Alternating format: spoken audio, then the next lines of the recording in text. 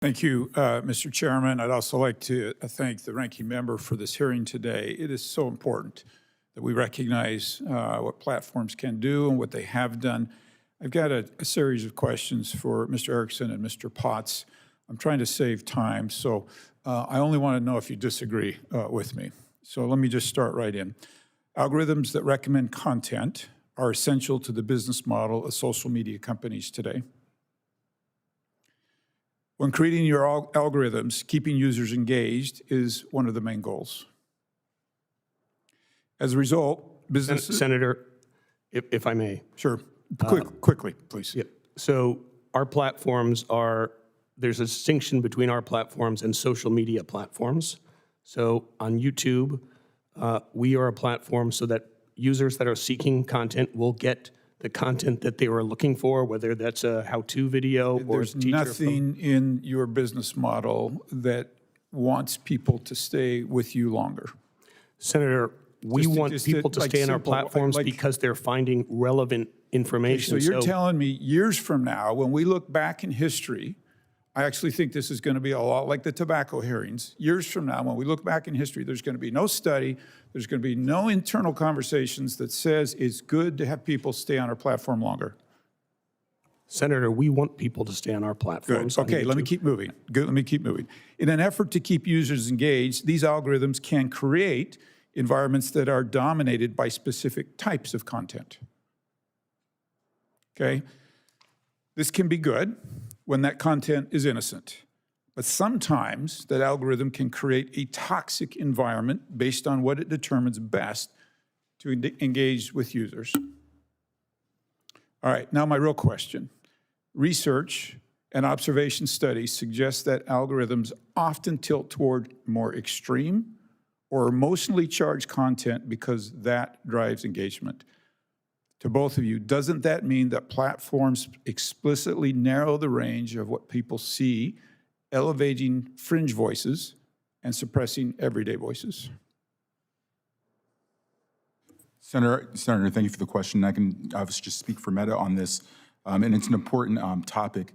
In certain areas where we see the potential for people to engage with one type of content over and over again, we've recently rolled out different ways to what we call affectionately nudges, to nudge people to take a break from being on the platform or to take a break from that specific type of content. So we also have, if I may, we also have recommendation policies that, if I take a step back, we have community standards that will dictate what we allow and do not allow on the platform, and the things that are violating of those policies, we should just remove. Let me add some nuance to this, because I'm really going a different direction than I think my colleagues have gone today. So in essence, a lot of the conversation today has been, should you or should you not allow something on?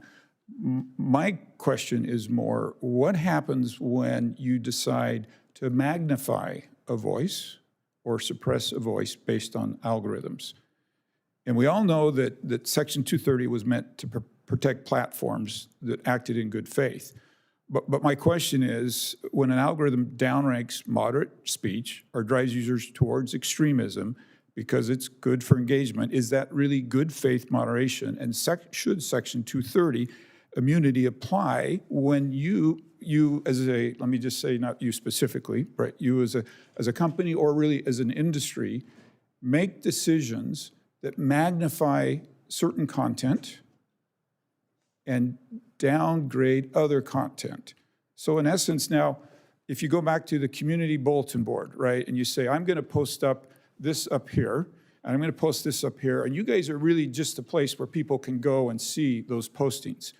But the moment you all say, I'm not only going to allow this posted up here, I'm going to take it and duplicate it.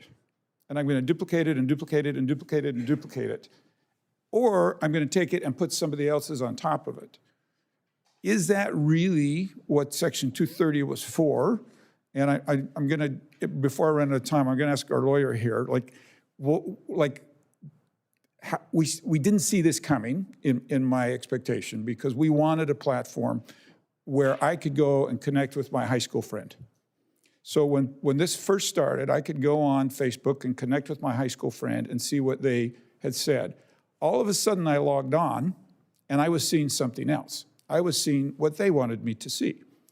And I believe, based on my questions today, that's because there was an intent to keep me there longer. So should that give them protection from 2:30, or do we have some questions here about that protection?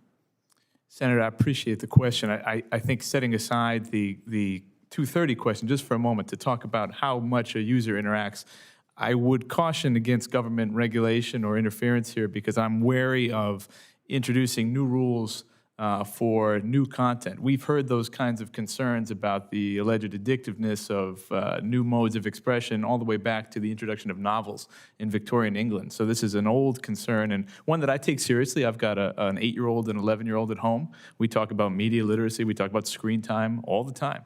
But I'm wary of interfering with the system that allows for the robust marketplace of ideas that we currently enjoy. Sadly, I mean, I would love us all to spend an hour on this in thoughtful conversation, right? Really what I'm arguing is not that. What I'm saying is the interference starts when somebody applies an algorithm to it.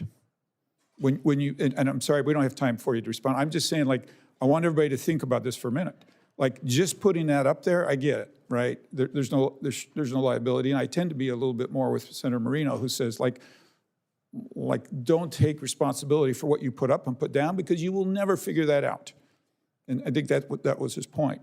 But the moment you make a decision to magnify that, do you not own that decision, right? So I'm going to have to leave it there, and hopefully we can have more hearings on this, Mr. Chairman. But I would like to have a more thoughtful discussion about the responsibility of magnifying and demagnifying content and why that deserves protection from the law. So with that, Mr. Chairman, I yield.